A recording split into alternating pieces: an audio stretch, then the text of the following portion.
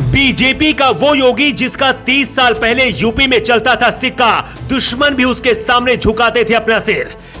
BJP का वो कद्दावर नेता जिसके लिए मायावती फूट फूट कर रोई, अगर वो ना होता तो शायद मायावती जिंदा ना होती।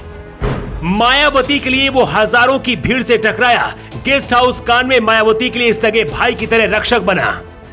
ब्रह्मदत्त द्विवेदी पूरे देश में तब हीरो बन गए थे जब मायावती के लिए अपनी जिंदगी दांव पर लगाई, और उस घटना के बाद मायावती ने ब्रह्मदत्त द्विवेदी को अपना भाई मान लिया था।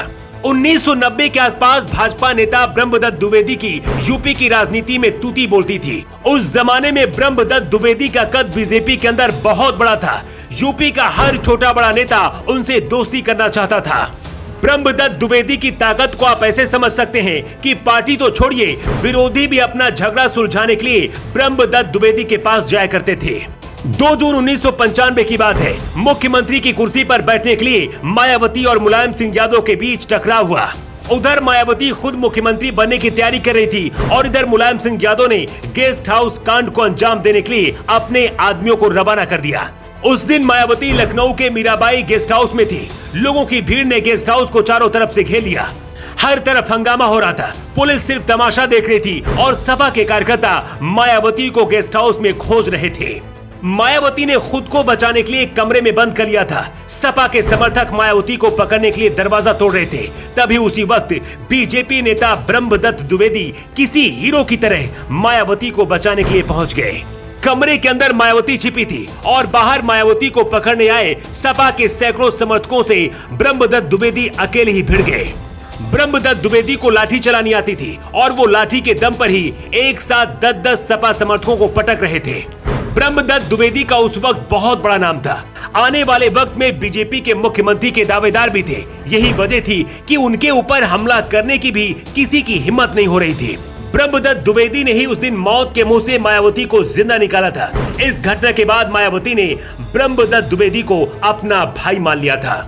जिस सीट से ब्रह्मदत्त द्विवेदी चुनाव लड़ते थे, वहां से कभी भी मायावती ने अपनी पार्टी से कोई कैंडिडेट नहीं उतारा। कहते मायावती हर रक्षा बंधन में उनके लिए राखी भी भेजती थी, लेकिन इस घटना के 3 साल बाद ही कुछ ऐसा हुआ कि मायावती अपने भाई ब्रह्मदत्त द्विवेदी के लिए फूट फूट कर रोई थी। 10 फरवरी 1997 रात का वक्त था। भाजपा नेता ब्रह्मदत्त द्विवेदी फर्रुखाबाद में एक शादी समारोह से वापस लौट रहे थे। जैसे वो अपनी कार में बैठने लगे, उनके ऊपर कुछ हथियारबंद बदमाशों ने ताबड़तोड़ गोलियां झोंक दी। उस गोलीकांड में ब्रह्मदत्त द्विवेदी की मौत हुई थी। गोलियां लगने से उनके बॉडीगार्ड वीके तिवारी की भी मौत हो गई थी।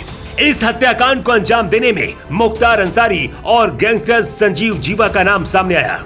ये वही संजीव जीवा है जिसकी लखनऊ की अदालत के अंदर ही हत्या कर दी गई है। कहा तो ये भी जाता है कि मायावती को बचाने की सजा ही ब्रह्मदत्त द्विवेदी को दी गई थी। उस दौरान मुख्तार अंसारी मुलायम सिंह यादव का करीबी माना जाता था और गैंगस्टर संजीव जीवा मुख्तार अंसारी का बहुत करीबी था। कहते हैं भाई ब्रह्मदत्त द्विवेदी की हत्या की खबर सुनकर उस दिन मायावती फूट फूट कर रोई थी।